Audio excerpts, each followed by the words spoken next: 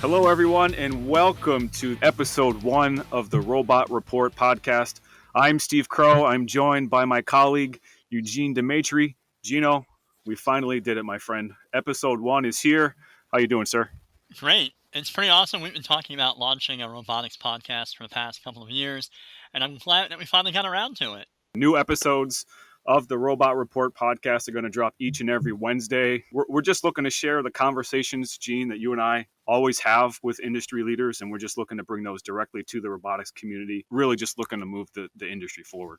Yeah, and it's really interesting because people ask me all the time, how do you decide what to write about in the Robot Report and Collaborative Robotics Trends and Robotics Business Review?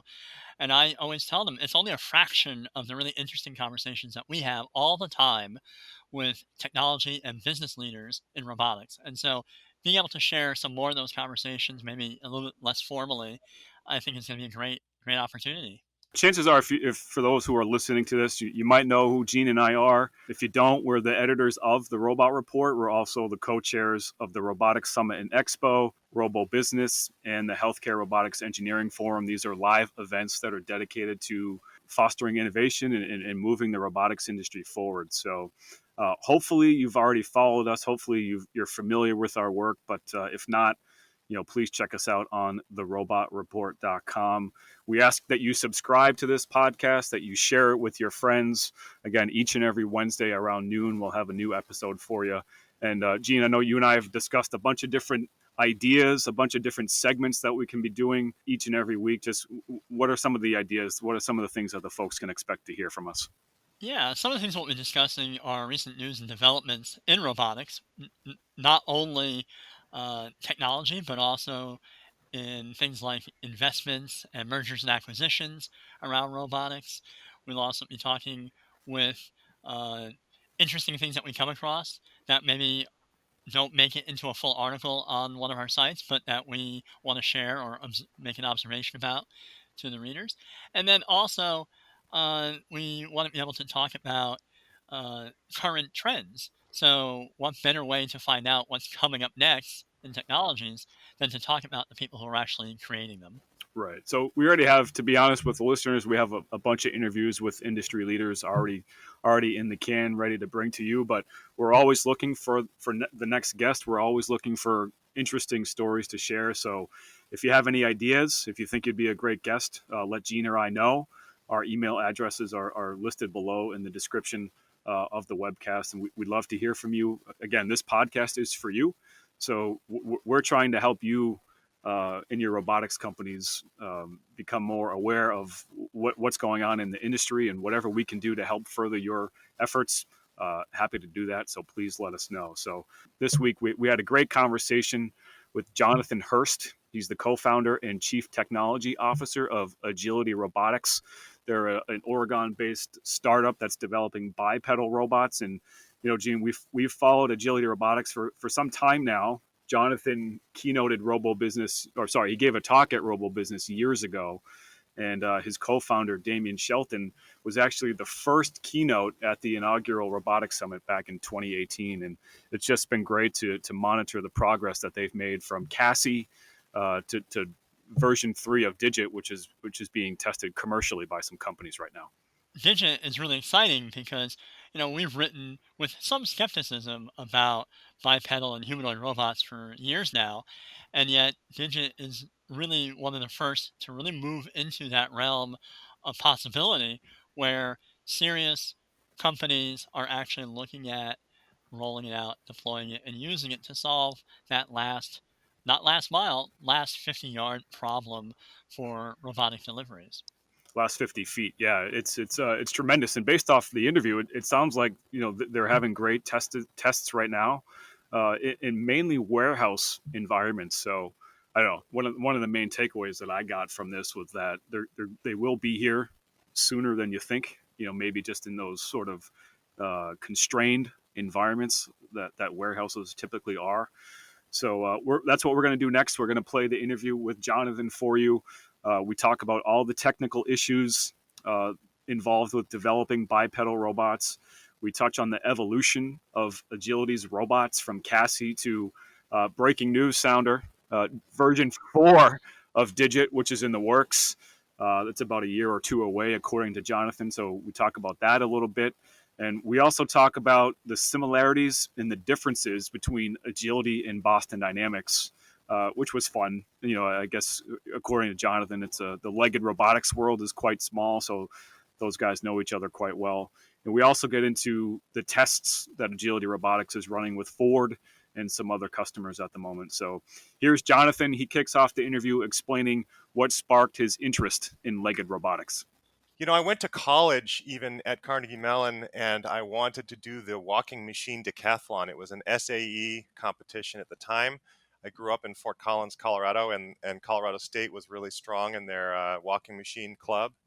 I remember going over there in high school and seeing their walking machine robots. And I mean, there were a few things I was really interested in and excited about. That was one of them. It was definitely going to be mechanical engineering and robots. And so that's what I went to school to do. What I went to college to do was the walking machine competitions. What I went to grad school to do was understand legged locomotion.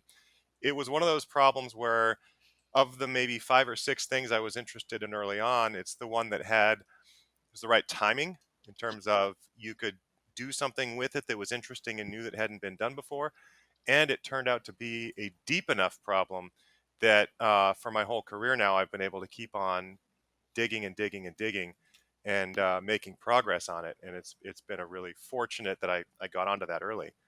Um, Was that Starting, was that your first exposure to legged robots? probably so, yeah. But what I built, it was a robot called Jim 2. It was a frame walker. It was kind of like 2 coffee tables, one inside the other. You pick up one, move one forward, set it down, pick up the other, move it forward, set it down. You can pick one up and rotate it. And we won the walking machine decathlon, and that Oh was no way. really fun. That's great. But in grad school is when I was really starting to focus on how do animals move. What's legged locomotion? Fundamentally, what's the science of it? How does it work? And it became quickly obvious as I messed with it as an undergrad that I'm not interested in just put one foot in front of the other, do something, what's the dictionary definition of walking, put one foot in front of the other to move forward. That kind of presumes an already existing biological system. And there's so much depth in context for what that actually means when you're talking about a robot. So I want the performance. I want a machine that can actually go where people go and have the same kind of agility and robustness over all kinds of terrains, outdoors and indoors and stairs and you name it. So that was the start of that. And, Here we are. yeah, well, so the first effort on that was actually reading all the biomechanics literature and seeing, okay, humans change their stiffness when they go from, different impedance ground surfaces. They go from mud to concrete to sand and things like that. So the first response was I built the actuator with mechanically adjustable series compliance. And I believe it was the first machine to do that, where you had one motor to change the physical stiffness of it and the other motor to actually move it around, a benchtop prototype and so on. And it's interesting, what I learned there is that actually humans don't change their stiffness. It's just that the biomechanics community had plotted deflection and force on the same plot. It wasn't that one was a function of the other, so it wasn't even, so it was Yeah. misleading. Anyway, that one was kind of the first. The next was Thumper and Mabel, which went to Jesse Grizzle's lab at the University of Michigan, and he was really successful at controlling that thing to walk and run around in a big circle. Then when I came to Oregon State University and developed Atreus, the whole purpose with Atreus was we think we understand the core physics of legged locomotion. Let's build a machine that reproduces those physics and see what it does.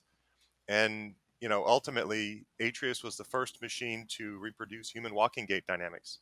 And as a direct result, Atreus could go over all kinds of terrain and have roughly human-like performance. If you imagine that it had no arms, couldn't steer, and couldn't see, but just recovering over rough terrain and handling that kind of terrain, Atreus was quite capable. I want to read a quote here. I think this was it might have been of one of the Digit announcements that you guys, I think you actually wrote the piece for IEEE.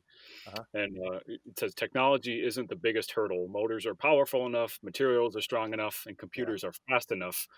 Rather, the limiting factor appears to be our basic understanding of how legged locomotion works. Right. Now, I'm sure you could talk for days on end about how legged locomotion works, or your understanding of how that works now. But so you think we have all the pieces of the puzzle as far as the technology goes, but Yep.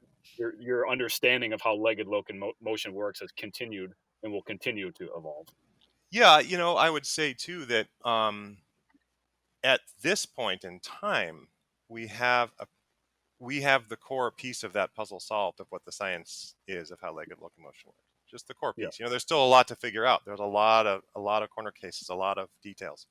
And I would say the same is true of the technology at this point too. Um, yes, we have the engineering, we have the technology that we need. Things have really helped with power electronics getting much, much smaller and more powerful, and computers getting much better, and that perception getting much better and cheaper. Um, but certainly at this point, it's very much understand the physics and then do great engineering, and we can have it. But 20 years ago, we just didn't even have the science to know which way to go for how to control something.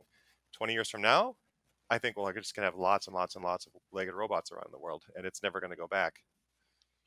So, Jonathan, I know that we've seen videos of Atreus being knocked and pummeled in all kinds of directions. And you mentioned edge cases a moment ago. What was the craziest thing that you did in experiments with your legged robots?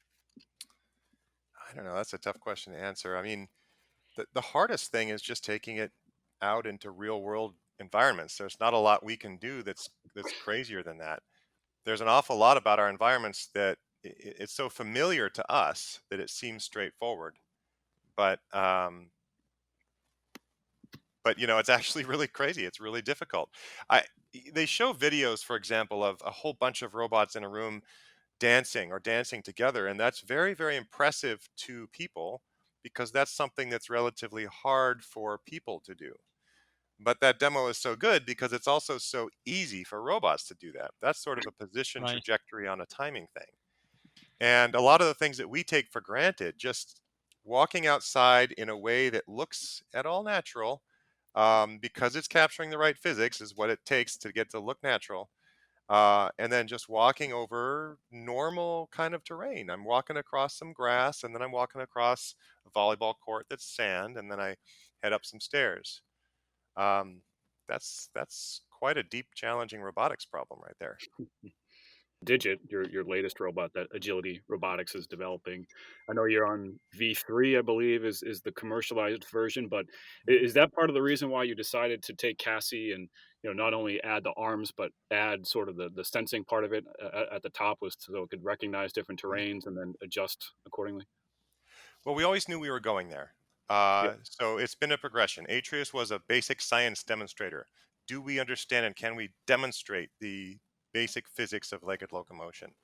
Um, and Atreus had passive dynamics, physical springs built in with and really integrated with the controls in order to create that behavior. And that's relatively unique at that scale. At a robot of that scale, having the passive dynamics as part of the behavior, really built in as part of the control system, working with the software part of it. Uh, Cassie then is taking the next, step in the line to a robot that can stand still. It doesn't always have to be stepping because it has ankles. It can turn, so it's 5 degrees of freedom per leg, and is a really useful R&D platform for some more sophisticated legged locomotion. It's also not as dynamically simple as Atreus. Atreus really took advantage of symmetries in the leg to simplify the control system dramatically. Cassie, it starts to get a lot more sophisticated in how you do the controls. And then Digit, of course, if you're going to handle stairs or any aspect of the world, you need perception. And now the other step we were going to take is how do you handle the fact that, especially with a biped robot, there's such limited control authority in the yaw direction. The feeder, you can only apply so much torque. And the limit on the top speed of Cassie, the real challenge is that when it swings its leg forward, it wants to twist. And so how do you counteract that? And like ostriches as an example, you watch them running at high speeds, and when they want to turn, they always use their wings. Other animals use your arms, your tails. You use some inertial actuation or something else in order to help yourself in that yaw direction. So we started looking at, how would we build a tail or a reaction gyro, and ultimately what we come up with for the best way to give us that inertial actuation for the locomotion problem would be a bilaterally symmetrical pair of tails, one on the right and one on the left. Also a taller torso instead of a ball in the center, so that you have a lot of control authority by changing the pitch around. And so the shape of Digit with, what end up looking like arms is really for a lot of those mobility reasons. We want a robot that has enough of the control authority to do all the things we want to do in the world. And that's from first principles and from our engineering direction ended up being the best way we could do it.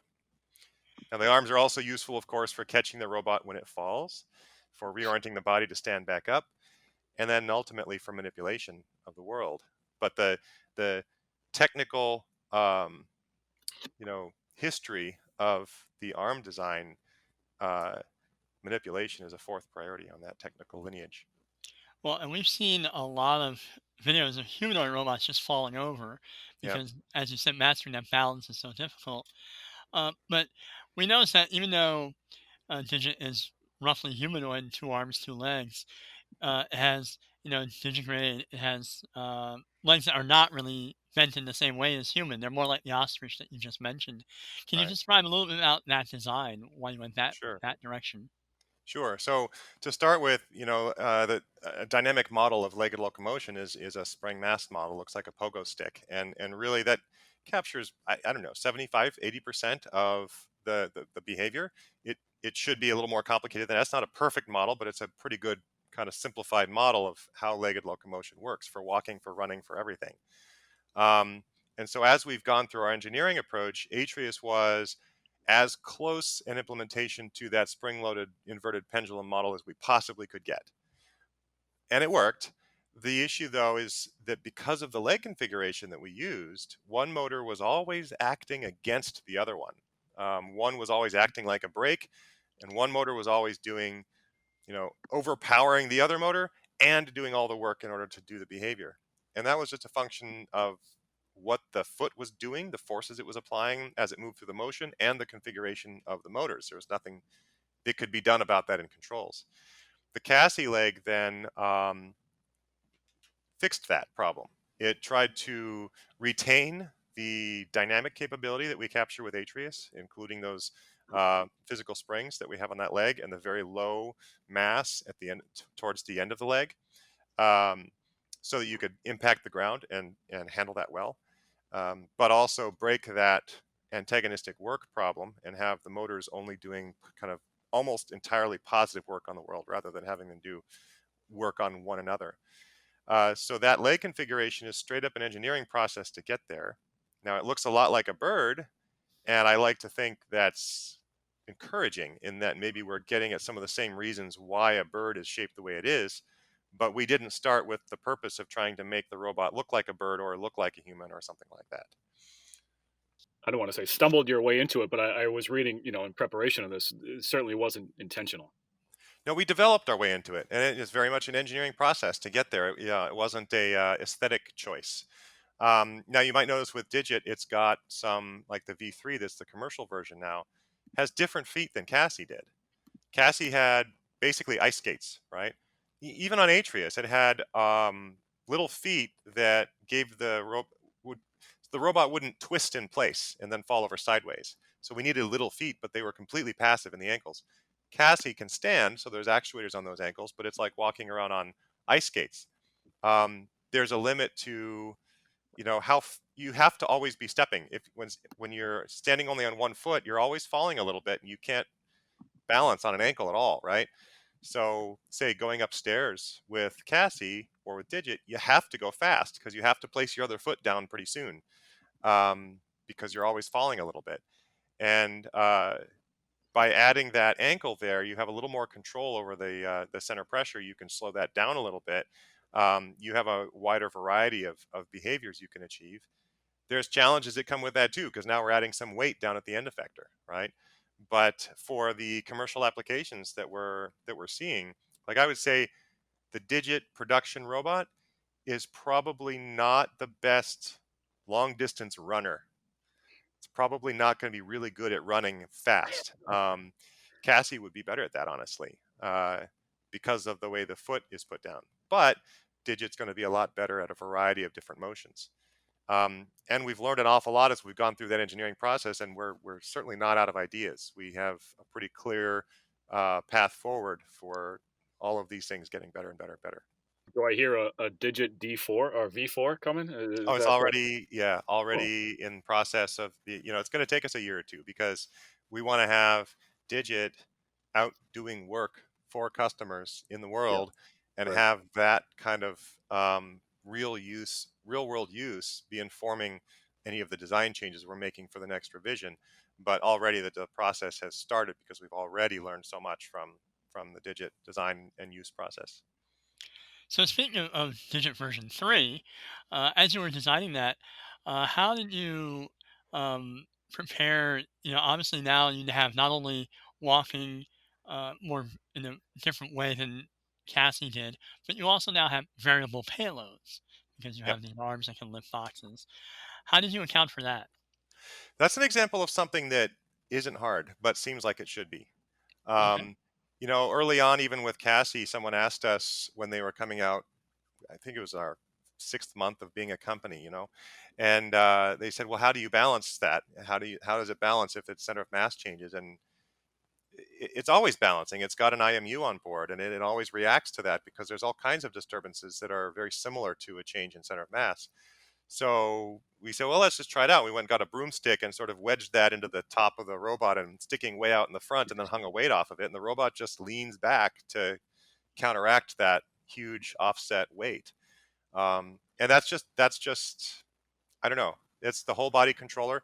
You expect that the known inertias of the robot to be useful as a control authority, and you expect a lot of unknown things to happen if you're picking up a box, and it can balance for that easily all the time. So as you've been developing Digit version 3, what's been more challenging, the hardware side or the machine learning and software side?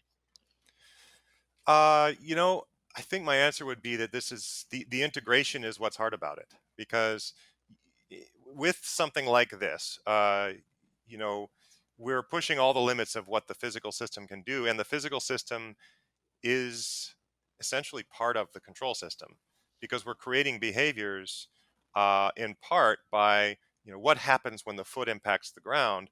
The high speed things are all going to be determined by passive dynamics entirely. The low speed things are all going to be determined by the control system, and then even slower by the planning system.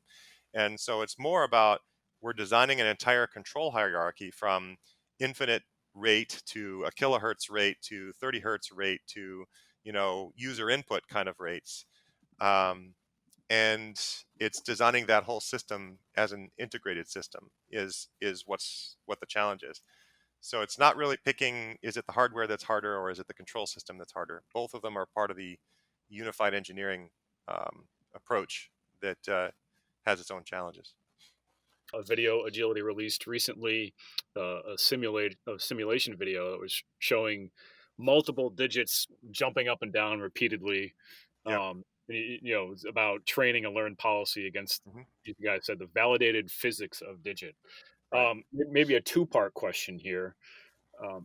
How much is reinforcement learning involved in this? I know you guys talk have a lot more to say about that, but also, from my understanding, simulation is a very tough thing to replicate the physics of the real world and robots. Is that not the case for you guys? Yeah, okay, so that is a two-part problem. I'll start with the sim to real challenge and the simulation versus reality, and then if I forget, remind me. I'll talk Yeah, about the machine learning part of it. Um, so simulations are not going to be perfectly accurate. right. They won't. And uh, the question is then, what do you fix or how do you deal with that? And in our case, it's that you create a system that is really robust to the types of disturbances that you're likely to see either in simulation or in real life. So, for example, in simulation, contact dynamics are often a challenge.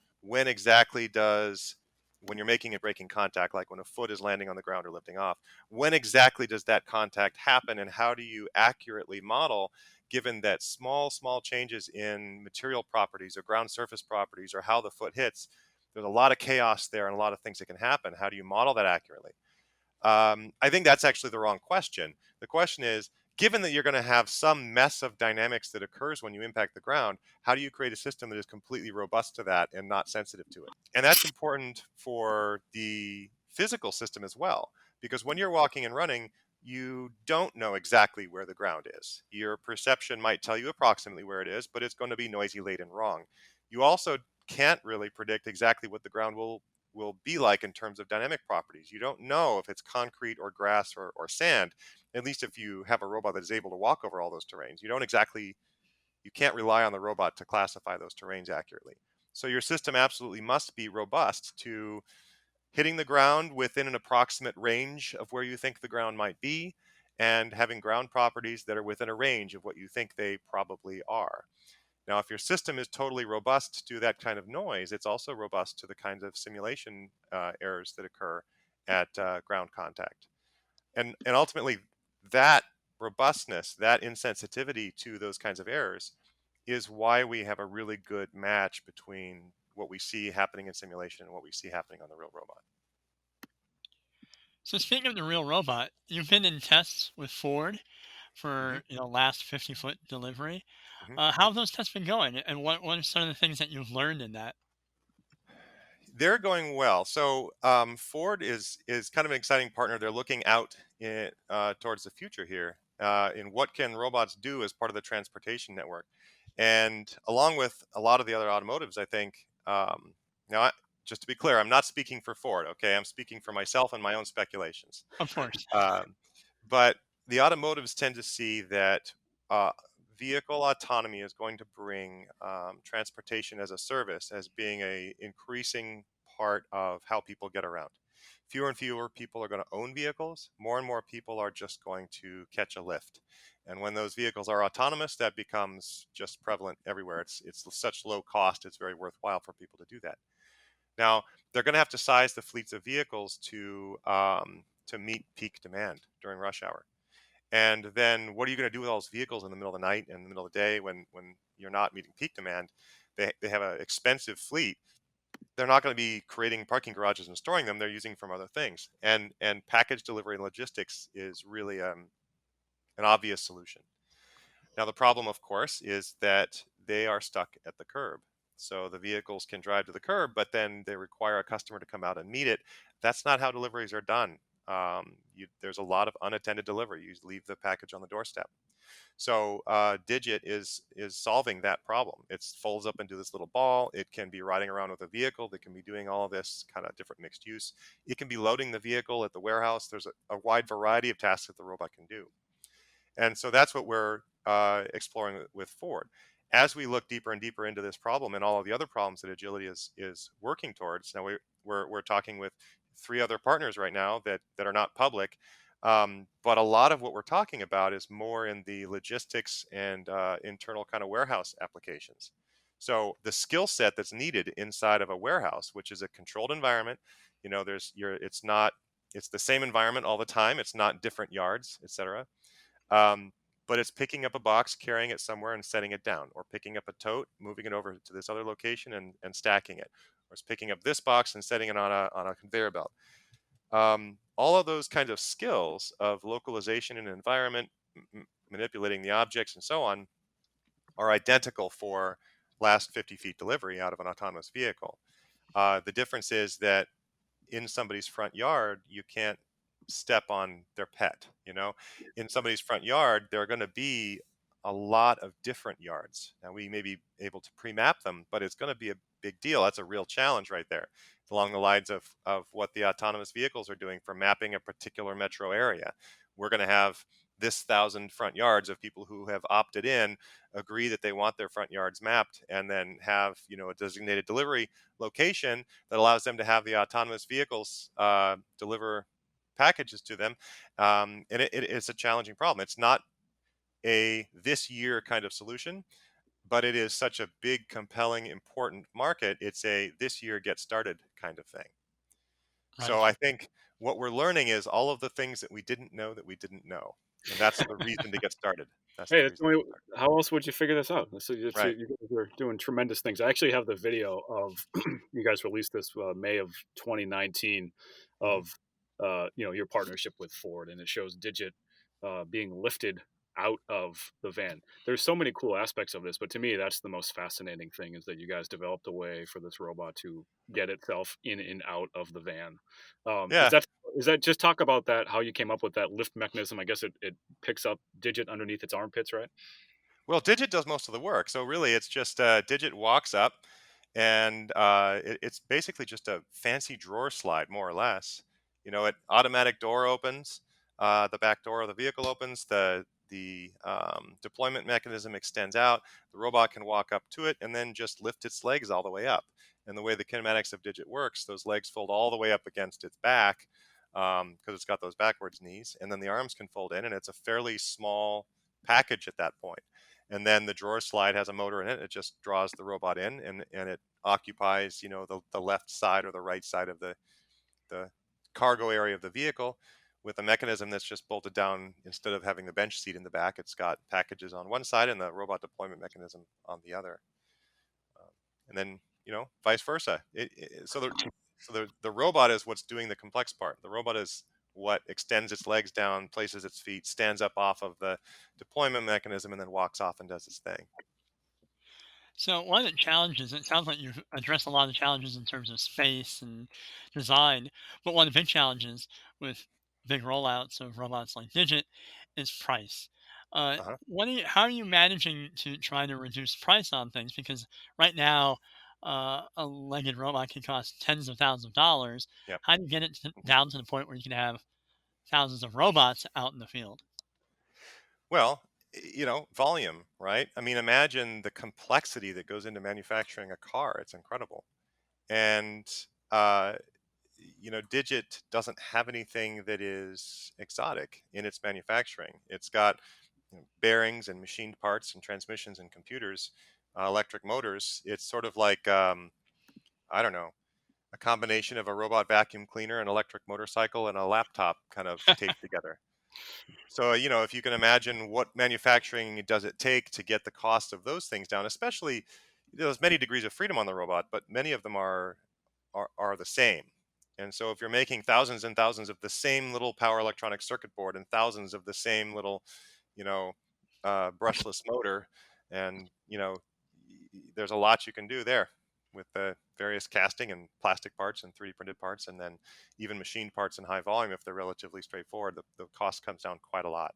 So in volume, I see these robots costing $35,000 for a Digit robot, and then you think of them the way you think of your smartphone, maybe, in that there's a lot of things your phone can do, but it's all information based. Uh, the Digit robots at that point are widely versatile, do a lot of different things, but it's physical interaction based, not just information based. A lot of different things that it can do that are useful in the world.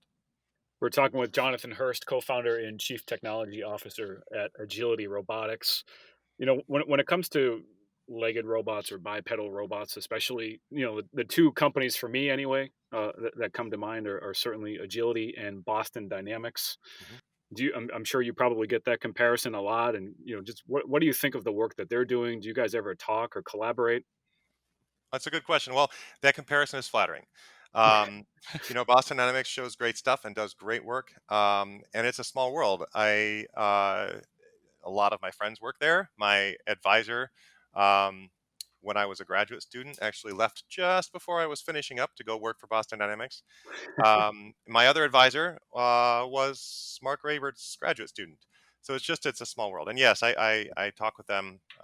It's a friendly relationship, in part because the market opportunity is so vast. Either one of us could be doubling in size as a company for 30 years, 40 years, and more, and still not saturate the market for what these robots are going to be able to do. We do have philosophical differences in our approach to how we build robots, how we control robots, and what we're trying to do with them.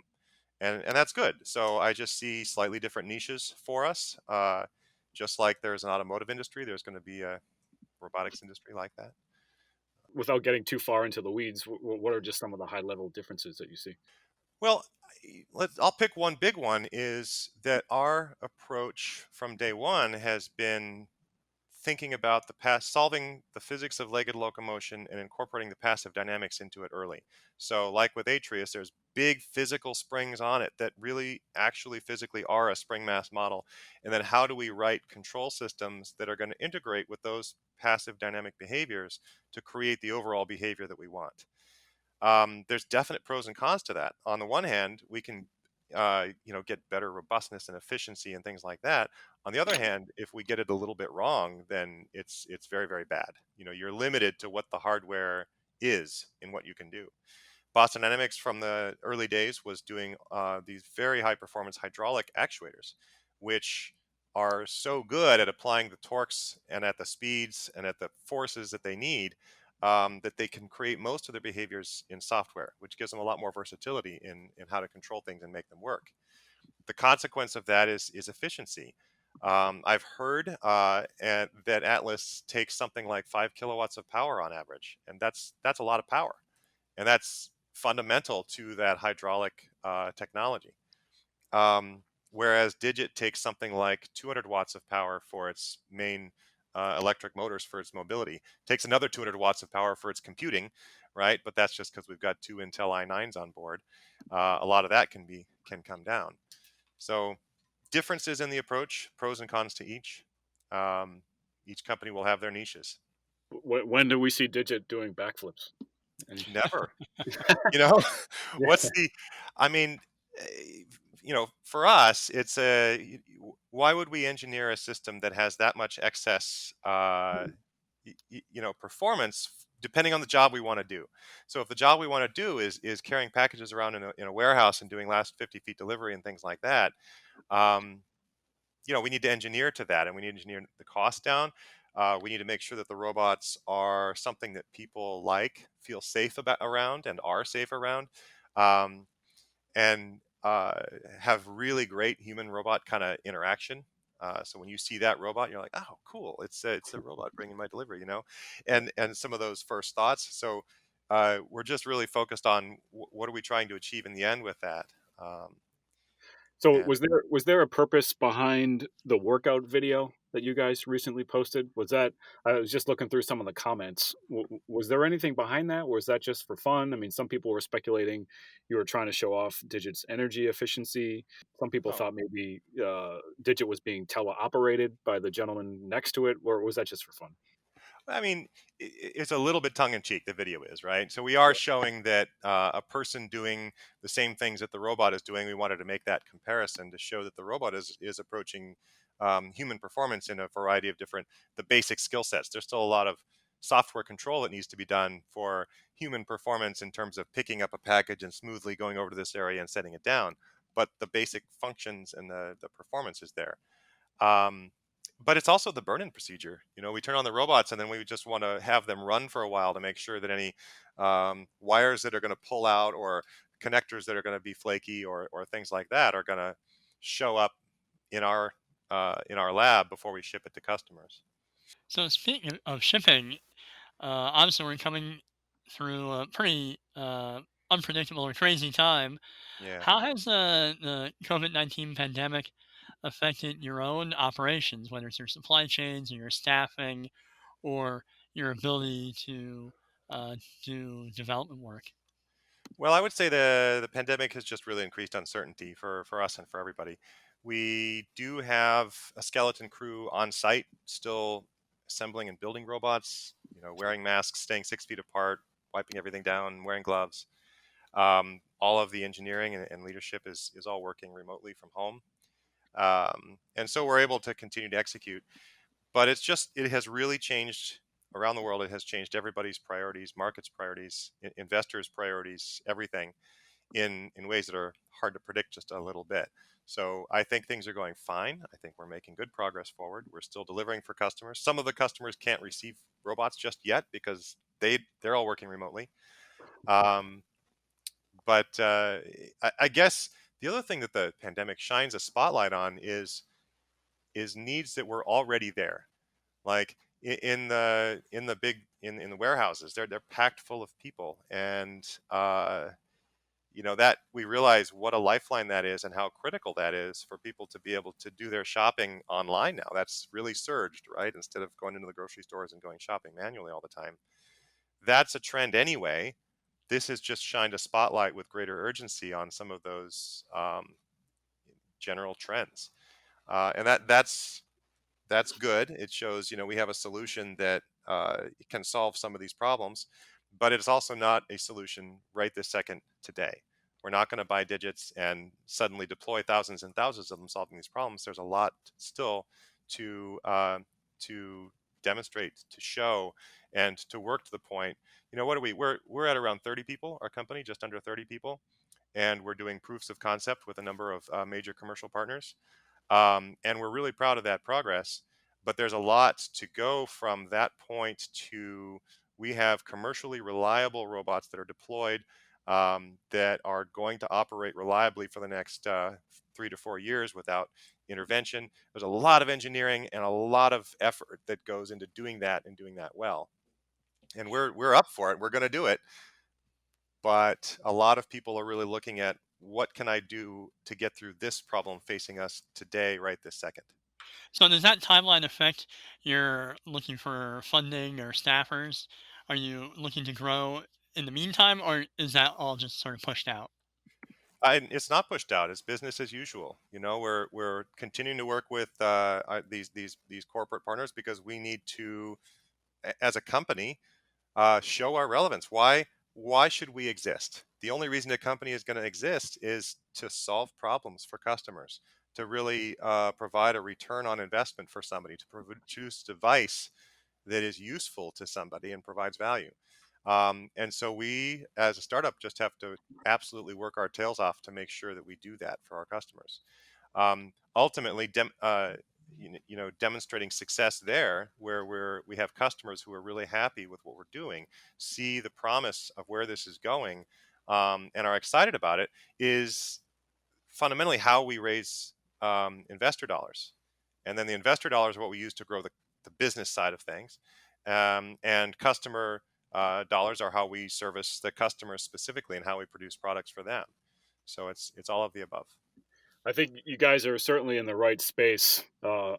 Maybe you know the numbers, maybe you don't, but there's been a 129% year over year growth in U.S. and Canadian e-commerce orders Yeah, as of like mid-April, and you know it's probably just going to expedite the growth, right?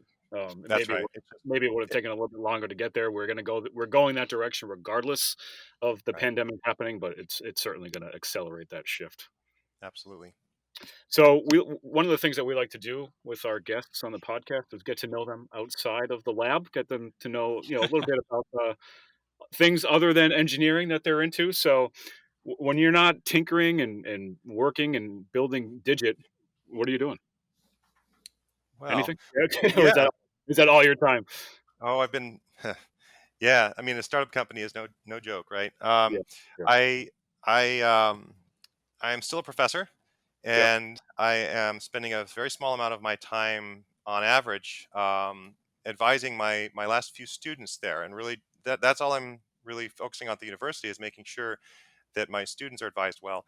And I'm able at the laboratory at the university to focus on research problems that are not a business case. So, maybe here's a good time to talk about the machine learning side of things. We have a learned policy on Cassie that has it running at a pretty good clip on the treadmill. And I don't think we would have been able to do that with more standard control policies, because there's a lot of coupling between the swinging the leg forward and the friction on the ground, and applying that torque on the foot, and things like that to get it up to a running speed. Um, so I'm doing that, and kind of the research side of things at the university. At home, I've got two daughters. We're just getting into a little bit of mountain biking outside. I like building furniture. Woodworking has been a long-term hobby of mine. Um, and I'm on the Corvallis Rowing Club. Uh, they've got a great facility there because the OSU crew team is really nationally ranked, an excellent crew team, and the Corvallis Rowing Club uses the same facility, and so down on eights and fours on the Willamette River, rowing as often as we can, which hasn't been happening with the pandemic, but boy, I can't wait to get back on the water. You mentioned that you're in the Northwest. What's the robotics ecosystem like around where Uh, you are? so, let's see, Corvallis and Albany, where we are, it's not a big city, but it's a shockingly high tech area. Oregon State University is the premier engineering university for 100 miles and more in any direction. Um, and Hewlett Packard has one of their main sites here. Now, for a variety of reasons, there's a very strong entrepreneurial culture. I don't remember the exact statistics, but Corvallis is something like number one or number two patents per capita, number one or number two in terms of education per capita. And there are a lot of very successful companies that have started here and are headquartered here. So, from that sense, it's been just an incredibly supportive community in terms of technology and entrepreneurship, and getting research out into the world. I would say, in terms of the robotics community in particular, we've got the Robotics Institute at Oregon State. We were the third institution to offer PhDs and master's degrees in robotics in the United States. And we've got a pretty strong program there with a lot of really excellent students and some excellent faculty in our own building and things like that. Um, and then the other thing I would say is that increasingly everything we do is international. I mean, it's not a question of, we don't, all of our recruiting is international. All of our customers are international. All of our funding sources is going to be from all over the place, and not a lot of that is constrained to exactly where we are. The tailwinds are only positive in that direction. That's another thing that's changing. Everybody's familiar with Zoom and Google Hangouts, and I guess it's Google Meet now, and That's so right. on. And that's just getting easier and easier with time. How many legged robots do you have at your house? I don't at my house. We Come on, looked into come on. how would I do the insurance coverage to have these robots in my garage if we needed to. No, but we've been able to, Oregon was not too draconian in their restrictions. So as a business, we were able to stay open as long as we were able to follow the state recommendations in terms of social distancing and masks and so on. So we've been able to keep operations going at the office. Now my commute is all of like 4 minutes, so there is that. And what's when we talk about the social distancing and all the challenges that's posing, uh, working from home, what's your favorite and least favorite things about that? Oh, uh, I think my favorite thing is that the house is a pretty comfortable place, and I can hop out for half an hour in the middle and do something with the kids, or get lunch with everybody, or um, I don't know, do a Netflix yoga, something like that. Just get up and stretch and move around a little bit. It's easier here. The downside, honestly, I've been working maybe more hours because I'm spending an awful lot of time sitting in the chair I and think just we all doing are. the Google Meet video conferencing all day long, and that's really can be a little bit challenging. I prefer to get up and walk and talk with people and be meeting with people in person. But it's different. We figure out how to make it work. I'll figure out a standing situation here sometime soon. Other than a robot that you've built, Hmm. what's your all-time favorite robot, real or fictional? Oh, good question. Um, I, Maybe I'll pick two. Sure. Um, and I'll tell you why. And maybe I'll ask you first. So I'd say Baymax and IG-11 from The Mandalorian. Oh, And what's common between those? Do you guys have a guess? What is it? Why are those my favorite? What's the commonality between those two robots? Probably faux pas for me to say this, but I'm not really a Star Wars guy. That's all right. No, it's fine. well, uh, they are superficially very different, right? One's a soft robot. Baymax from Yeah, Big Hero 6 is a cuddly medical robot most of the time, yeah, and IG models are bounty hunters, yeah. and decidedly unfriendly. Well, they are both humanoid, but they behave in a way that instinctively we understand. And I don't know if that's at all related to your work, but even though they are not humanoid in features, they don't smile, they don't their movement, we can sort of anticipate their motive Yeah. based on how they move. That's my guess. Well, the commonality, the reason I like those two, the reason those are the ones I would have picked out is because they both reflect the intent of their creators. And that's what a Mm-hmm. robot is. Robots are tools that reflect the intent of their creators. So people a lot of times will assign agency that's just not fair, really. It looks like a human, but it's not. It's a machine. And so Baymax, obviously had this intention to be a healthcare robot and was fantastic in that role until he swapped out the memory chip, and then it became evil for a while, right? And same with IG-11. I can't remember the character's name, but the one that reprogrammed him, he's like, you got to trust the work that I put into this, training this robot. And IG-11 was the best possible protector for Baby Yoda, right? Right. So that's what I liked about those two fictional robots. I think in terms of real robots, I love the Vector robot from Anki, which unfortunately they went out of business, but that's among the very best in terms of human robot interaction that I've seen. And there's a new one that's out now. I'm drawing a blank on its name. Moxie, I think, is what it's Yep. called. And just watch that video, and it's amazing that kind of natural interaction. It's going to be. I mean, that's coming. It's just going to be a good way to interact with computers. Is It's when funny. computers can I had start a, to I had interact a with us. demo with Moxie not too long ago, and they're getting better all the time. It is actually Getting really better. impressive. And Yeah, I'm sure that there's all kinds of corner cases where it just doesn't respond the right way, But it's getting better. It's getting better. yeah. We had Paulo on the podcast. We recorded with him a couple weeks ago. So Okay, yeah, excellent. you'll be hearing that soon as well. So final question, and we'll let you get out of here. Maybe you can go up and go for a run or go rowing or something. Just get out of Yeah. your. Where is Digit going? Where are the legged robots from Agility Robotics? What can we expect to see from them in the near future? In the near future, I think you're going to see them still in relatively controlled environments. We do a lot of walks outside on the trails nearby us and through town, but we're nearby watching it.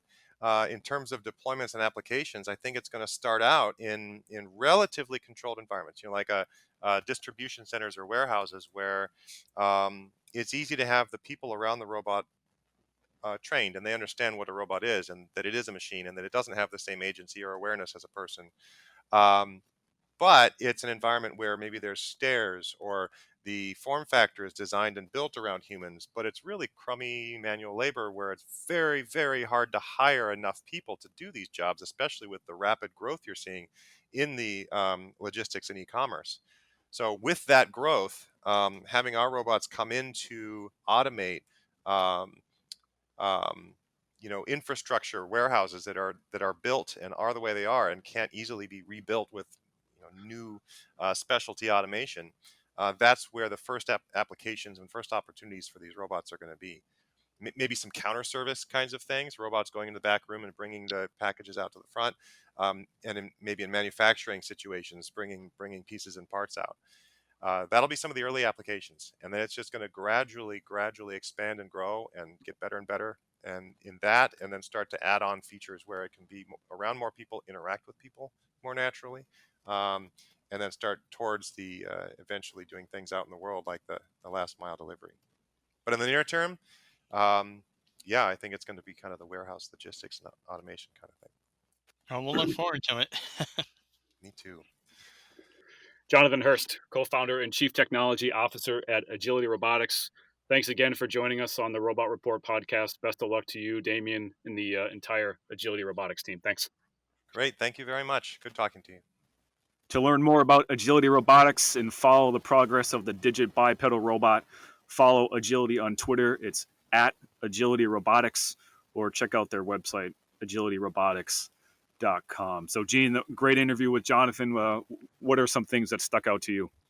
Well, I think it was really exciting to learn that version 4 of Digit is in the works. We're some of the first people to find that out. It's going to take a little time, but that fact that they're applying feedback that they're getting right now from actual real world customer trials, I think that is really going to inform design and move forward legged robots in a way that we have not seen before. And this is just pure speculation because he won't talk about sort of the new features on Digit 4, but I just wonder, what do you think they're changing? What do you think they're working on? I mean, he talked a lot about sort of the evolution of the gripper or the end effector that's on Digit. Is it something with the arm? Is it something with the passive dynamics? Is it?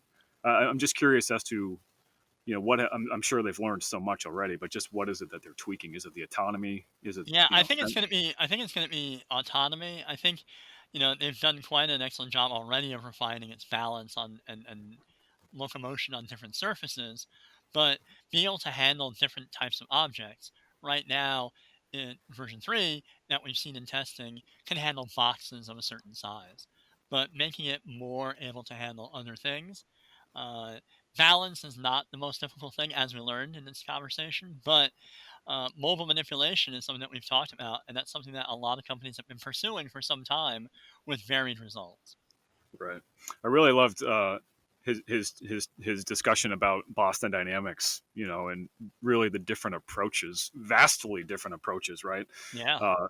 Agility with the passive dynamics, Boston Dynamics with the hydraulics, and very power intensive. And it was just interesting to hear him say, they're not focused on over engineering, right? What's the purpose of over engineering Digit, right? There's no need for Digit to do backflips or box jumping or any sort of martial arts or anything like Right, that. right. But Well, and it, there's it also a difference between bipedal and quadruped robots, right? sure, You're carrying different types of loads. So a robot that's built to operate in more human designed spaces, like inside a warehouse with narrow aisles, you're not going to want a big, strong robot. You're going to want a robot that can actually reach and do many of the same things that people can do. right. But I think Jonathan touched upon this as well. The quadrupeds seem to be farther along. Maybe they're simpler to integrate into real world environments. We're seeing that right now with Boston Dynamics and all the different applications that they're seeing for Spot. But it's just his passion for developing bipedal robots was also something that was truly amazing to me. I mean, he's been working on this for nearly 2 decades, probably a little bit longer than that, and it's obvious it's a very difficult challenge to solve. And Agility hasn't given up on it yet. No, no, and I agree. One of the big challenges is actually getting the price point down, right?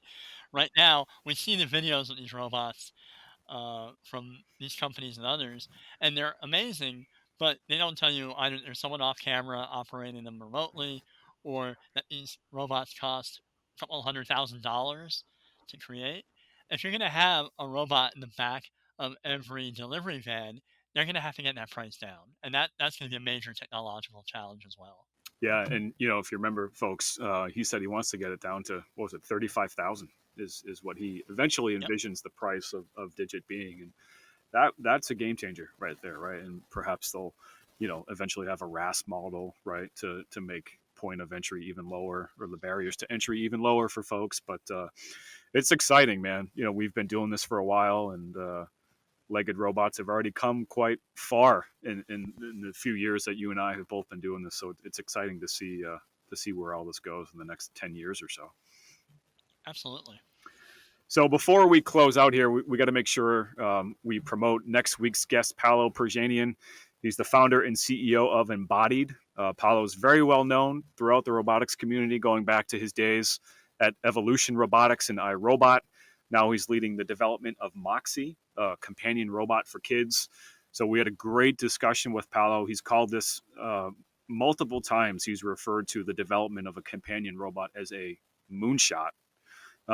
So it's certainly going to be interesting to see how this plays out. And, Gene, you and I have reported a lot on, unfortunately, the struggles and the failures of other social robotics companies, whether it be Jibo, whether it be Anki. Those are the two main ones that come to mind. And, Paulo is a straight shooter. He understands how difficult this is going to be, how difficult it's already been. And it was just sort of refreshing to hear him talk so openly about what the challenges are, with developing Moxie and really why he's doing it. But so it was sort of refreshing to hear that. But I know you've seen a demo of Moxie. It was a remote demo of Moxie, obviously due to the COVID-19 pandemic that we're going through right now. But what did you see, and just what were your initial thoughts of Moxie? So what was really interesting to me, and I'm impressed that Embodied has been able to get investment from things like Toyota, uh, and that it's continuing to advance the state of natural human-machine interaction. So uh, Moxie looks like a lot of the other toy type robots that we've seen, but I was definitely impressed by the fact that even though I was interacting with it through a screen remotely, I had a relatively natural conversation, and that was different from one that you might have with a smart speaker like Google Home or Amazon Alexa or Echo. And so that was one thing that was interesting, is the advancement in that. And then the other thing that I think is really impressive with Moxie is that they've worked very hard to develop content. That it's one thing to have a pleasing form factor, and again, the challenge, as it was with the Legged robots, is to get that price down to a reasonable point. But the other thing is that you have to have content that is designed specifically for your audience, in this case, children, and to help them with social and cognitive and emotional development, and to really tap into the expert community to do that, and not just say, oh, we have a toy and it's going to be smart and it's going to cost $10,000. No one's going to want to go for that. But if you have something that's practical, especially now in this time of remote education, I think that they're working hard on something that I think is actually very promising. Yeah, they've already hired employees from Pixar and Jim Henson, I believe, right, to flesh out Yep. the content. And you're 100% right. Those are the two keys: is the fresh content on a regular basis, and that interaction with a human has to be on point, right? If it's not natural, or if there's any issues with that, and he understands that, he knows that has to be flawless, or else there could be some problems. So make sure you guys tune in next Wednesday around noon, to hear again from Paolo Perjanian, founder and CEO of Embodied. He gets into all those issues and much more about the development of Moxie, the companion robot for kids. Ask folks to subscribe to the Robot Report podcast and share it with your colleagues. And for all the latest news and views covering the robotics industry, please visit therobotreport.com. For Eugene Demetri, I'm Steve. Oh, I don't even know my own name. For Eugene Demetri, I'm Steve Crow. Stay safe, everyone, and we'll talk to you next week. Take care.